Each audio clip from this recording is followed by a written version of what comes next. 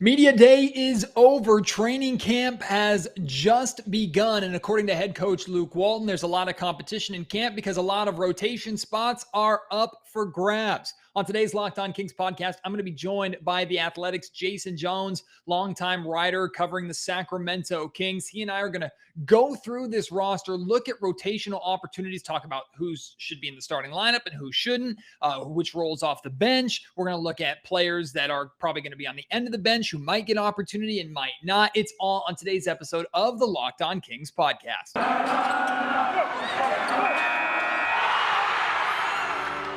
You are Locked On Kings, your daily Sacramento Kings podcast, part of the Locked On Podcast Network, your team every day. And now, ladies and gentlemen, it is that time for another episode of Locked On Kings.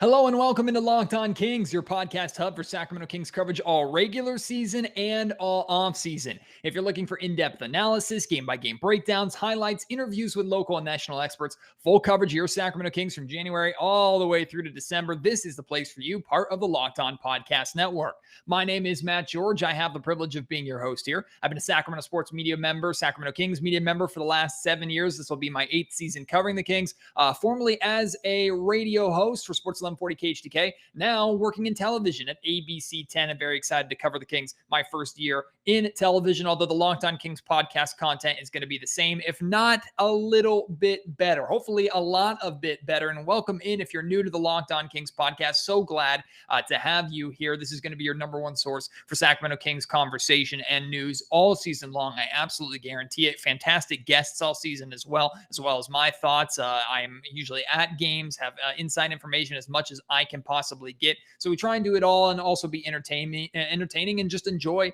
talking Sacramento Kings basketball as much as we can. And speaking of the amount of great guests that I get to interact with and bring here on Locked On Kings, one of my favorites is Jason Jones of The Athletic. He has covered the Kings now. This is his 12th season covering the Sacramento Kings, and he has written a lot of great pieces, has fantastic relationships with many around the organization. He does a phenomenal job working with Sam Amick and Shams at The Athletic whenever there's major national stories about your Sacramento Kings. So anytime we can have Jason Jones here on the Locked On Kings podcast, it's an absolute treat. And he and I are just going to go through this training camp roster. We're going to look at the possibility of Buddy Hield starting over Tyrese Halliburton, if that's even a thing. Buddy Hield playing the 3, whether or not Marvin Bagley deserves or has a chance to earn a starting spot at that 4, or what his role looks like coming off the bench. We'll talk about opportunities for Chimezie Metu. There's going to be plenty that we are going to discuss here in today's Locked On Kings podcast. So without any further ado, here is my conversation with the Athletics' Jason Jones. There was a lot that stood out from yesterday's Sacramento Kings media day, but one of the biggest things was Luke Walton talking about the competition in this training camp. Now, of course, competition is a great thing for the Sacramento Kings team. They don't deserve to have all their positions set in stone, maybe except for one, De'Aaron Fox at the starting point guard spot. And here to help me figure out this roster and this rotation a little bit, trying to do Luke Walton's job for him, is Jason Jones, longtime Sacramento Kings beat writer, formerly with the Sacramento Bee, now with The Athletic, covering the Kings, as well as a multitude of other sports and national topics. Jason Jones, welcome into Locked On Kings, my friend. It's a pleasure to have you back. King season right around the corner. What is this for you? What King season is this for you now? I believe it's 12. 12 King seasons, no playoffs. My son just turned 13. I think he was, yeah. So, yeah. So my son got one season of me being an NFL writer.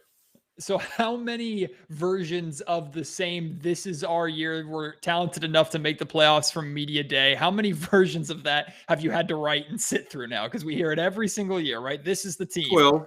12. I mean, it's and that's the reason why, for me, media day is kind of like, yeah, I guess, yeah, it's cool. Every team around the league thinks they can make the playoffs, but some of these teams, you're like, come on, OKC, let's not even play this. What are we talking about?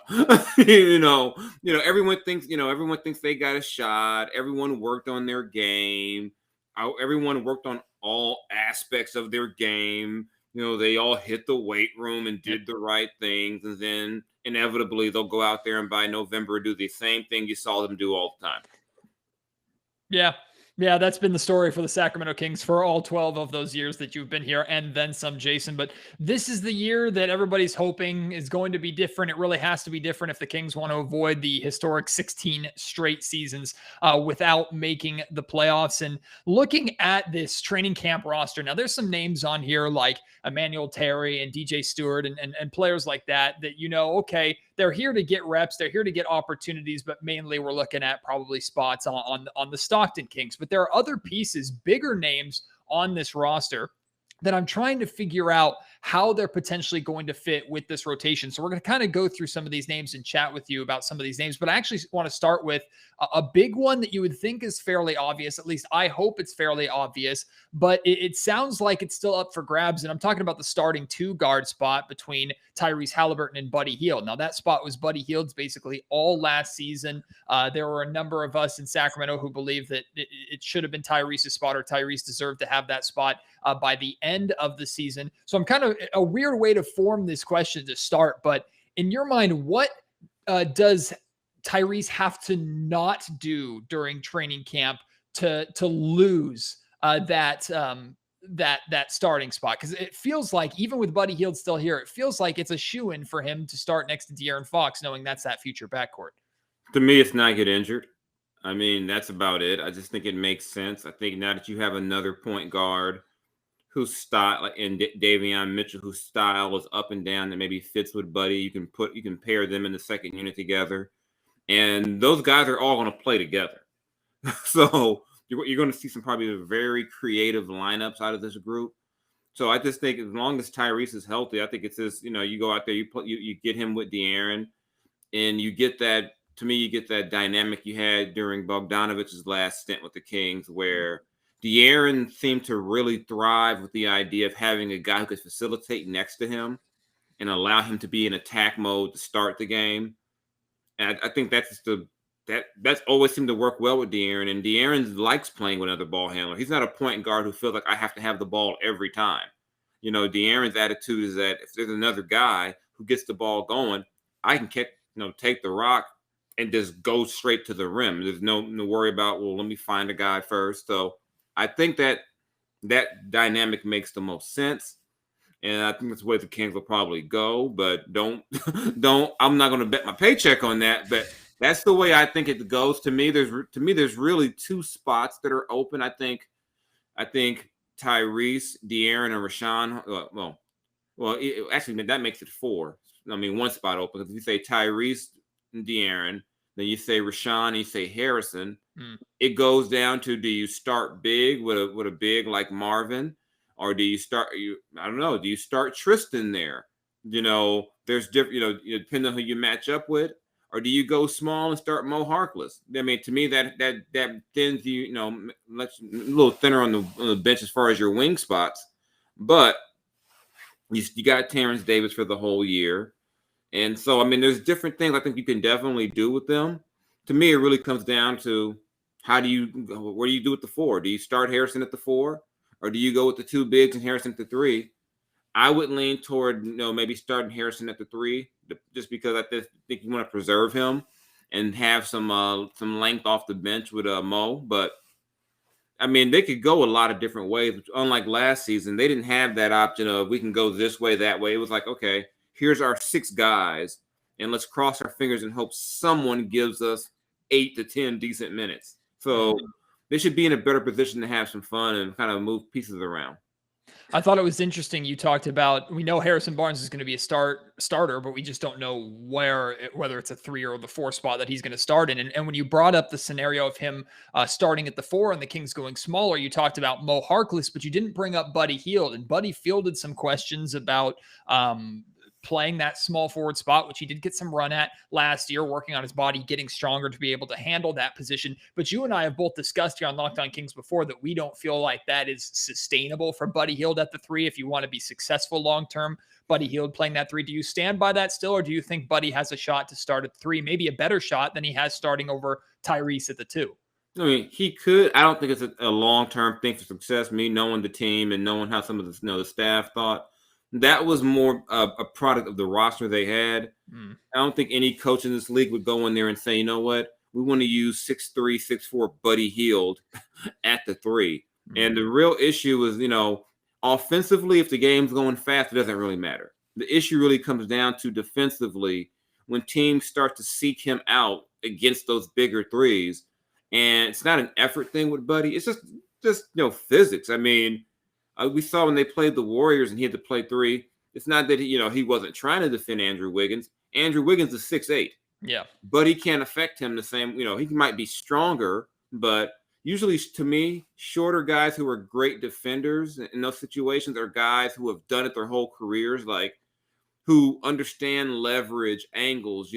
I can't let him get to that spot. That's not really what Buddy does. And I think he'll try, but I'd almost rather see Terrence Davis in that role. He's seen, the long wingspan. He showed he could do that last season. So they have options, and I think you will see Buddy out there.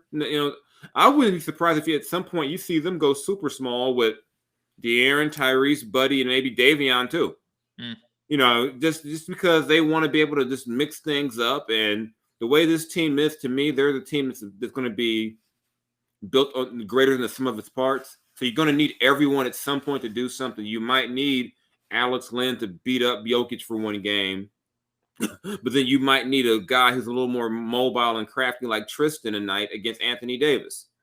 So I see all these guys they have as a positive, just because last season the problem you had was you really had no options. I mean, we had fans and media clamoring for DeQuan Jeffries to get playing time, and not that DeQuan's not a bad person or whatever, but DeQuan's been on like 2 or 3 teams since the Kings let him go. And the people were mad. Why are you cutting him? He got cut, again after he left Sacramento.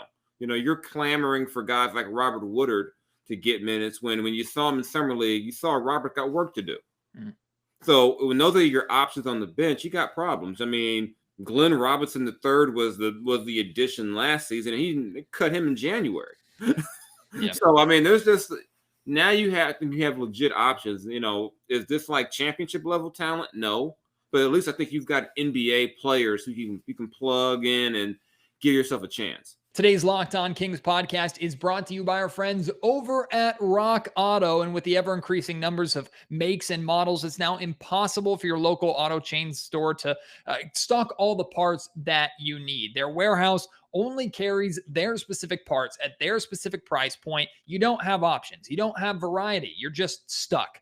At rockauto.com, you have all the options, the variety, and the opportunity to save big. By shopping on Rock Auto, you can see a multitude of different parts that you might need, different brands, different price points. You can save time and save money with Rock Auto. You can choose to spend 30, 50, or even 100% more at those auto chain stores if you really want to, or you can save that money on Rock Auto. An example is like a Honda Odyssey fuel pump is $353 on average from a chain store, $216 on average from Rock Auto. Rock Auto's prices are reliably low for every customer. It doesn't matter if you're a do-it-yourselfer who knows a lot about cars or someone like me who knows absolutely nothing. Go explore their easy-to-use website today to find the solution to your auto parts store needs. Go to rockauto.com right now, see all the parts available for your car or truck. Make sure you write Locked On in there How Did You Hear About Us box so they know that we sent you. Amazing selection, reliably low prices, all the parts your car will ever need. rockauto.com.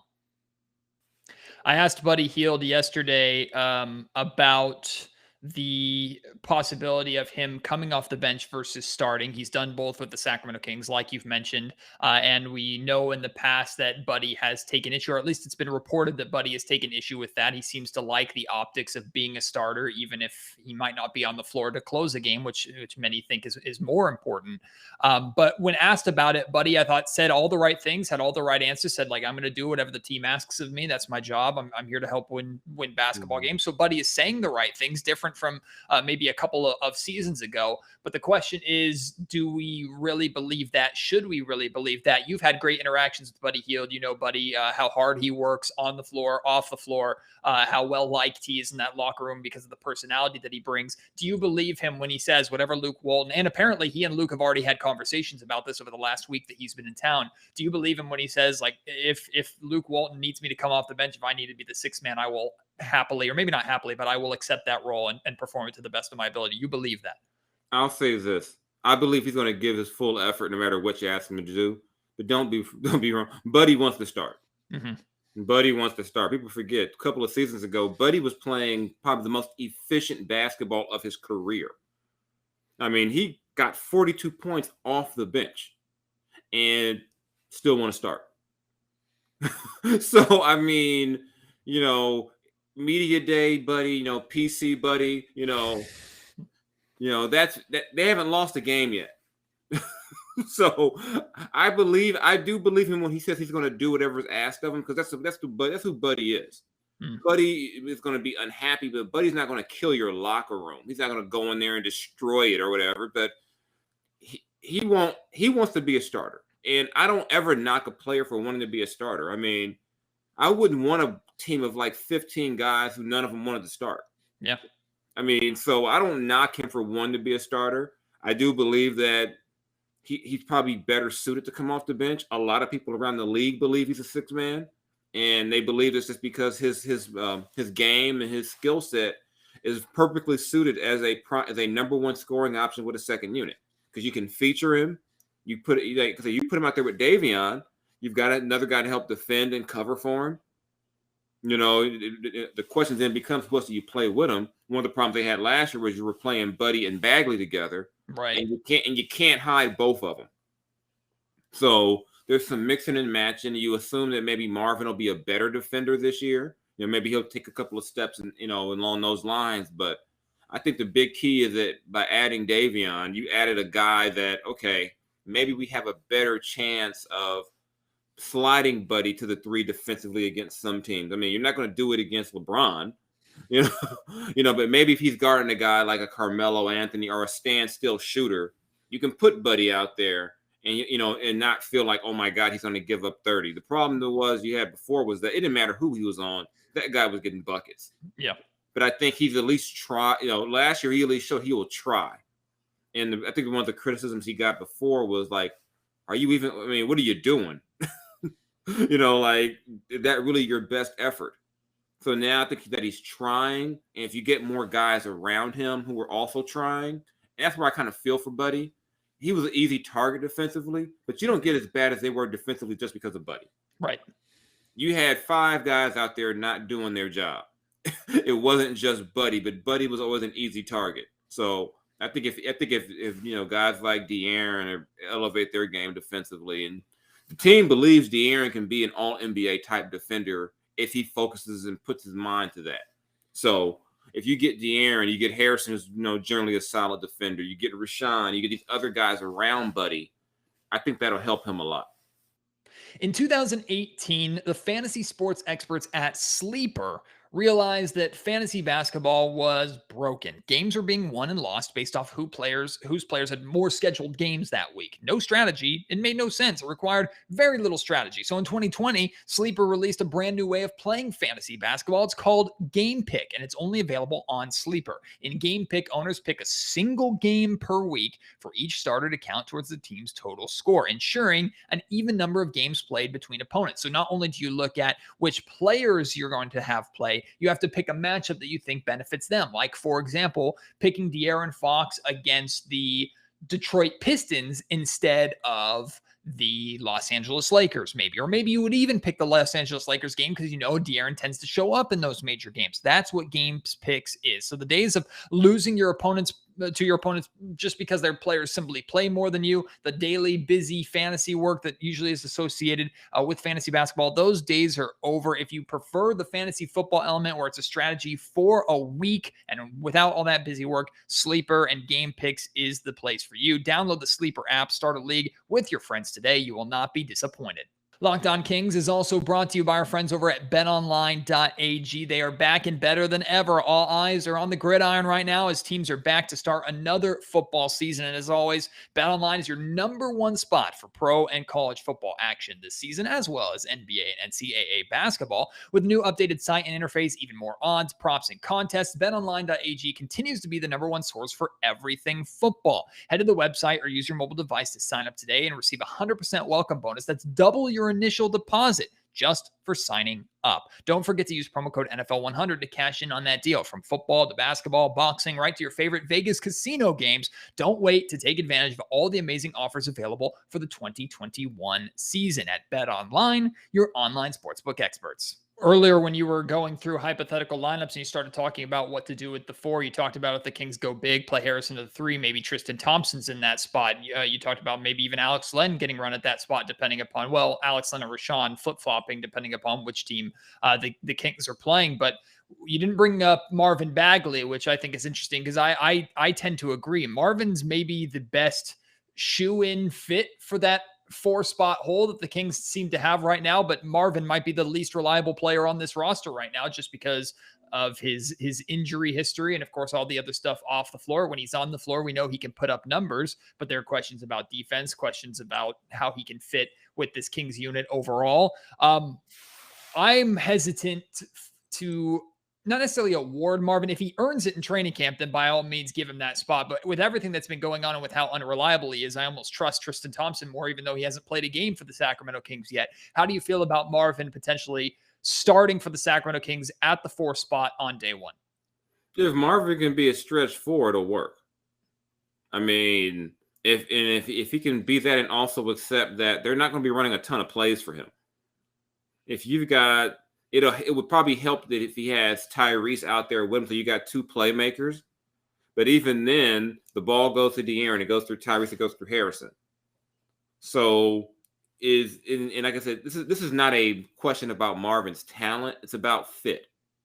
Does he fit best with that group, or does he fit best with a different group? And they got to still figure that out. And I think even though you got to see more of Marvin, they're still learning Marvin. I mean, they haven't had Marvin for has Marvin gone like say 3-4 months straight without being hurt? I'm trying to remember, maybe his rookie year. I was going to say maybe his first year, but barely. But they haven't been able to get, like even last season, he's feeling good before the season, then he gets COVID. So, he misses, the short little abbreviated camp, and he's trying to catch up. And Marvin will never say that was a factor last season, but pretty much every player you talk to who's had COVID will tell you that they didn't feel like themselves when they came back. Like, what did De'Aaron say at the end of last season? Buddy said it too. Yeah, he's trying to run. He can't breathe normally, So if they could get a good, 30, 40 games of healthy, consistent Marvin, maybe that works. But you just don't know. I mean, he's still young. You just don't really know how to, what it is. And the problem that Marvin has is that kind of the timeline has shifted. This team is trying to win. It's like trying to get into the playoffs. And that it's kind of counterproductive to saying, okay, we're trying to win. So, but by the way, Marvin needs his reps and his touches. It's kind of hard to mix the same in because I'll tell you right now, Luke's not getting fired because he's giving Marvin 35 minutes. If Tristan Thompson is the guy he trusts late in the game, Tristan's going to play. If it's Harrison Barnes, if whoever it is, if it's Alex Len, that guy's going to play. And I think you saw that last season. It was just funny because people got mad. Fans and media got mad at Luke for not playing Marvin in the 4th. I'm like, they're trying to win, but you still got to play him. I think this year, people are probably going to back off of that whole, well, you still got to play him. It's like, no, they're trying to win. And if Marvin gives you the best chance to win, you roll with it. But they're not going to – I don't think you're going to see Luke and the staff experimenting with in the 4th quarter of a close game. Hey, we haven't put Marvin back in. If someone else is rolling, they're going to roll with it. They're going to really – they're really going to rely on the idea that they can give you multiple looks, multiple guys can help, and go with that. They're not going to force feed the whole idea that Marvin has to be the man or that guy has to be the man. Because you have basically 3 point guards. If De'Aaron's getting worked over by, say, defensively having a rough time defending, I think they'll go ahead and they'll put Davion on the guy if Davion's a better matchup. You've got those options now. Mm-hmm. Yeah, last year really felt like a see what you have type of season, especially when it comes to Marvin Bagley. This year, it's like, okay, we still don't know exactly what we have, but it doesn't matter because winning is the most important thing. And I think that's an important thing to bring up when you look at some of the other players on this roster that might be fan favorites that earned playing time last year that just simply because of competition and expectation might not get that opportunity this year. I'm talking about guys like Chimezie Metu, who I thought was very impressive as a two-way player, earning a main contract last season, had some good stretches before he got hurt, getting pulled off the rim by Jonas Valanciunas, and then battled back to still be almost as impressive or close to as impressive. Damian Jones, another one who was acquired and kind of carved out some minutes for him towards the end of the season, and that group kept the Kings in the hunt even when they had no business being in the hunt. But I look at guys like that, and as much as I appreciate them, I go, on a team that's trying to win on a nightly basis, where Luke Walton probably doesn't want to have more than an 8 or 9 man rotation, where do those guys get opportunities? Do you see opportunity for Damian Jones and Chimezie Metu with this team, or do you expect them to be end of the bench guys that Walton says will get opportunity at some point in the season, because that always happens, but going into the season, as good as they were last year, there's not much for them right now? See, to me, Chimezie is an intriguing situation, because I think if you talk about fit, I'm not saying Chimezie is an NBA starter, but but in terms of fit, to me, he fits very well with that starting group. He can space the, athletic, he can help you defensively, he can defend the perimeter as a bigger guy. So to me, he's an intriguing, guy. Like, what do you do with him? Even if it's, maybe he doesn't start in the rotation at the beginning of the year, but maybe things evolve. And I always remind people, the team you have today may not be the team you have in December. Deals get made, guys get moved around, guys can get so I think that to me, he's an intriguing piece just in terms of, can he be in your steady rotation? It's going to be tough for Damian because they've got so many centers. I mean, you don't bring in Alex Len to then not play him, to play him behind Damian Jones. Right. I mean, it doesn't make sense. But I think they're going to need their bigs just because, we know Rashawn, in the past has been prone to get into foul trouble.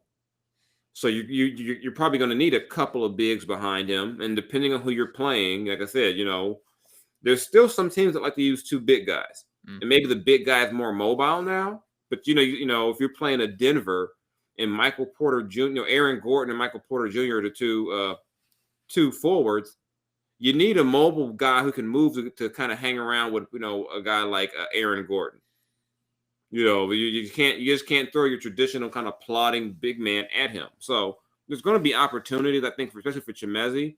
And I think it's because of probably the foul situation and things like that. Eventually, Damian will get a chance. But for the Kings, this is a good problem to have. Last year, guys played because they had no choice. So this is actually, to me, a good problem they're going to have to figure out. Nemias Queta, Louis King, both on 2-way contracts. They're going to spend a lot of time with the main roster, which is the point of the 2-way, which I think is awesome. But in terms of rotational spot, I think it's pretty clear. We know where they're going to be, end of the bench guys that may get in some garbage minutes at times, but there's hopes and optimism for Nemias Queta being an athletic, pure 7-footer who can protect the rim. There's hopes that someday he can turn into maybe a rotational piece for the Sacramento Kings, but I doubt it's going to be this early, especially with expectations for the Kings. But Jahmi'us Ramsey, I know there are a boatload of guards on this team, just like there are a boatload of big men. Jahmi'us Ramsey impressed a lot of people during his summer league play, and it might be a similar answer to what you gave with Chimezie Metu, maybe a little bit less opportunity for Jahmi'us just because he hasn't proven it with the main roster yet. But compared to Robert Woodard, who clearly needs no more work, I'm not saying Jahmi'us doesn't need more work at all, but he might have earned himself a bigger look. And Luke Walton talked about him actually a little bit in his press conference yesterday and said that he's coming into training camp with plenty of guys ahead of him, but there are going to be some opportunities for him. Realistically, with Jahmi'us Ramsey, regardless of what kind of playing time he gets, what can he be at the NBA level for the Sacramento Kings, you think? That's an interesting thing to try to figure out, just because, like you said, we haven't seen a lot of him. But one thing we know is he can score and he can be physical. And to me, the physicality translates in a couple of ways. One, that means he can help you defensively, which, he can shoot the 3. So guys who can do that will have a job in the league for 10, 15 years. I mean, you look at guys, around the league, you got guys who were still, maybe I'm not saying they're the same type of player, but you look at guys like a Garrett Temple, who was carved out a long career because he defends and he became a better 3-point shooter. Wayne Ellington's a guy like that. I mean, you got these guys who just play these long careers because they figured that out. And it reminds me of how I think That's how old I am with the Kings. Back in the day when Mario Ellie told me, if Dante Green can figure out how to defend it and shoot the three, he'll play for 15 years. So you just, if you can kind of get that down, and Jemiah is just so young too. I mean, that's the thing. The guy's so young. I expect he'll spend a lot of time down in Stockton with Bobby, along with, with Keita, that's going to, I think that's what, in a lot of ways, why that summer was so important for those guys. It's basically a head start on Stockton. They had a lot, they were a team that had a lot of guys who were going to be in Stockton. And I just think that was a good, base for him. He had some injuries that were bothering him going in the summer league. So I think if he's healthy, like I said, we know in this league, you're going to get your chance eventually. And I just think for him, it's about being ready for that chance wherever it comes. And like I said, guys get traded all the time. And you still got guys on the team. I mean, they won't get moved maybe today, but who knows what's going to happen in January. Just got to be ready to go. But I think, I just foresee a lot of time in Stockton for him right now. Well, Jason Jones, the great work that you do over at The Athletic, more than worth the price of the subscription, not to mention pieces from Sam Amick, who's very plugged in here in Sacramento, Shams, and all the great NBA, NFL, just national sports and news content that they provide over there. I appreciate you taking the time here on Locked On Kings. Hopefully it's a more enjoyable season for all of us, but especially you after the 11 seasons that you've sat through covering this team. So I appreciate your time. Look forward to having you back on in the near future. No problem. Anytime. And I got a bottle of wine here I got a couple of years ago. I said I wouldn't open unless I covered a Kings playoff game. So it's sitting there. Oh. So it's sitting there. And so. Check the value on that. I'm like, I said I will not open. I said, I don't care if I'm even covering. I could be covering, I don't know. I could be covering the Memphis Grizzlies. If the Kings make the playoffs, that bottle gets opened. Well, I'm hoping you get to pop that bottle, and you should make a story about that and a video about that alone on The Athletic. And everyone's gonna be like, see, he loves the Kings. He's celebrating. Like, no, I'm not celebrating like that. But calm down. But I want to see. You covered the team as long as I have. You know a lot of people there, a lot of good people. I would just love to see those people get a chance to enjoy that moment. Huge thank you to Jason Jones for joining me here on the Locked On Kings podcast. If you don't have a subscription to The Athletic, I encourage you to get one. They're not a sponsor. They're not paying me to do this. And I choose to be a subscriber to The Athletic, not just for the Kings content, but for all the sports content that they provide. The Athletic is wonderful, and they only have top tier writers like Jason Jones, super cheap, super affordable. I highly encourage you to get an Athletic subscription if you do not already have one. I look forward to having Jason back on the Locked On Kings podcast, hopefully soon, and hopefully we're talking about positives this season. Jason, even though he does have his LA background and his Lakers affiliation, with all the work that he's put in covering this Kings team over the last 11 plus seasons, no one deserves, or very few people deserve, to actually cover playoff basketball more than Jason Jones. There's a lot of people here in Sacramento like Jason who deserve to cover Kings basketball in the playoffs, and hell, I'm one of them, okay? And all of our fans deserve to actually watch Kings playoff basketball, and maybe this will be the year. If you want to share your thoughts on what you think the Kings rotation should look like, your thoughts heading into training camp, please do so. You can reach me on Twitter at MattGeorgeSac, that's S-A-C. You can also email me, mattgeorgesports@gmail.com. And if you're watching on YouTube, please leave your comments down below. If you missed yesterday's podcast, where you can hear all of the best sound bites from Luke Walton, from Marvin Bagley, Buddy Hield, Tristan Thompson at Kings Media Day, I encourage you to go back and listen to that. And I also shared yesterday, I'll bring it up again today, just to thank you again. Last month, Locked On Kings surpassed 1 million downloads, which I'm so thankful for. Thank you so much for the support here of the podcast, and I look forward to the millions more going forward, and I want you to be a part of it. So thank you. I appreciate it, and I can't wait for you to join me on the next Locked On Kings podcast. Until then, my name is Matt George. You have been listening to Locked On Kings, part of the Locked On Podcast Network.